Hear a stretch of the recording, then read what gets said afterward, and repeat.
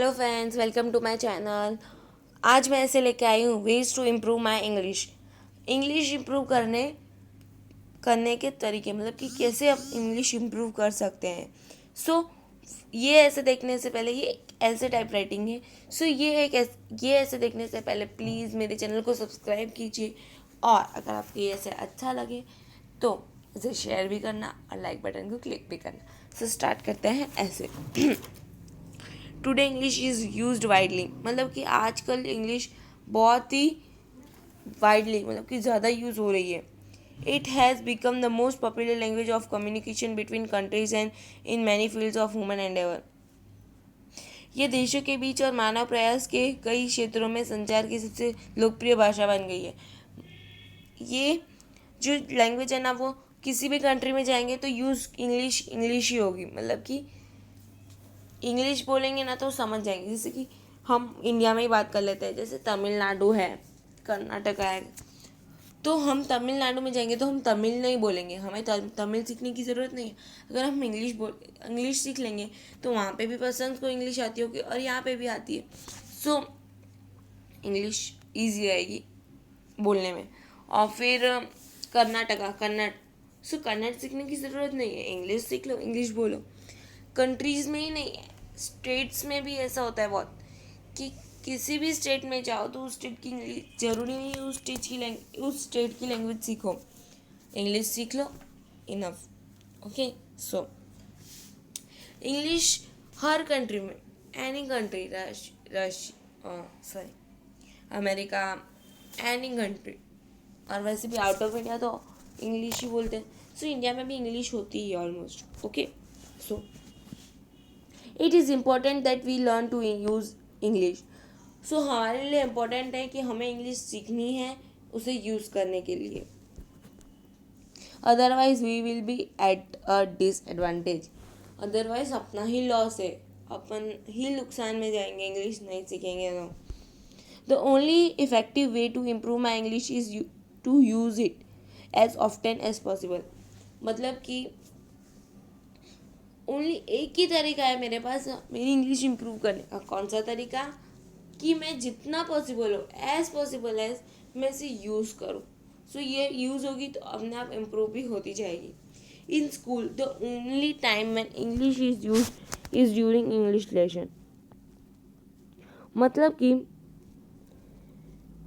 English in school, हम school में अंग्रेजी के पाठ के दौरान अंग्रेजी का उपयोग करने का एकमात्र समय नहीं होता। स्कूल में सिर्फ इंग्लिश लेसन में इंग्लिश यूज़ करने का कोई एक टाइम नहीं होता। हम स्कूल में अपने फ्रेंड्स के साथ, certainly it is not enough, मतलब कि ये इनफ नहीं होता हमारे लिए। सो हमें पॉसिबल हो उतना इंग्लिश बोलना चाहिए, फ्रेंड्स के साथ, टीचर्स के साथ, और जो हमें इंग्लिश, हमारे साथ इंग्लिश में बात कर सके उनके साथ। ऐसे नहीं कि हम इंग्लिश में बोलते जाएं और वो हिंदी में रिप्लाई करते जाएं। No. Reading book, magazines and newspapers are good ways of improving my English. On the whole, on the whole way, they grammatically correct. Books पढ़ना, मैगजीन्स पढ़ना और इंग्लिश, मेरी इंग्लिश को बेहतर बनाने के सॉरी मेरी इंग्लिश को बेहतर बनाने के अच्छे तरीके हैं। कुल मिलाकर वे व्याकरणिक रूप से गलत हैं, और हम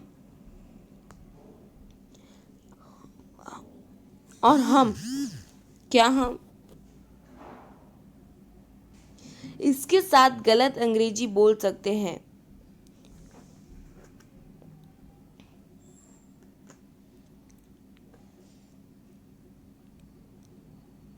ओके, सो गलत नहीं है, ये सही है। ऐसा गलत बोलने वाले लोग इंग्लिश नहीं सीख पाएंगे कभी भी। कि कोई बोलता है ना कि न्यूज़पेपर में इंग्लिश पढ़ने से क्या हम अंग्रेजी ज़्यादा सीख लेंगे या इंग्लिश ज़्यादा सीख लेंगे। मैगजीन्स और बुक्स पढ़ने से कोई इंग्लिश ज़्यादा नहीं आ जाएगी, बट इंग्लिश हमारी इम्प्रूव होगी। नॉट हमें जो इनकरेक्ट इंग्लिश बोलते हैं ना हम, सो उसे तो वो करेक्ट कर ही देगी. Not so with printed words, they have to be correct. Only printed words को नहीं देखना है हमें, हमें वो करेक्ट है वो देखना है. ओके.